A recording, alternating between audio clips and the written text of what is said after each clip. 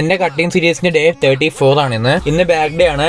ഇന്നലെ ഷോൾഡർ കളിച്ചിട്ട് ഇന്ന് നല്ല പെയിൻ ഉണ്ട്. അപ്പൊ കുറച്ച് വാമപ്പ് ഒക്കെ ചെയ്ത് വർക്കൗട്ട് സ്റ്റാർട്ട് ചെയ്തു. നോർമലി കളിക്കുന്ന സെയിം വർക്കൗട്ട് തന്നെയാണ്, പക്ഷേ ഇന്ന് കുറച്ച് ഇന്റൻസീവ് ആയിട്ട് കുറച്ച് സ്ലോ ആയിട്ടൊക്കെ ചെയ്യുന്നത്. അപ്പൊ first workout normal lat pull ഡൗണിന്റെയും ക്ലോസ് ഗ്രിപ്പ് ലാറ്റ് പുൾ ഡൗണിന്റെയും സൂപ്പർ സെറ്റ്. ഞാൻ രണ്ടും നല്ല ടൈം എടുത്ത് മാക്സിമം സ്ട്രെച്ച് ചെയ്ത് കൺട്രോൾ ചെയ്താ ചെയ്യുന്നത്. അടുത്ത workout single hand degree pro 5 set. നല്ല ഹെവി ആയിരുന്നു, നല്ല സ്ട്രെച്ചും കിട്ടിയതിന്.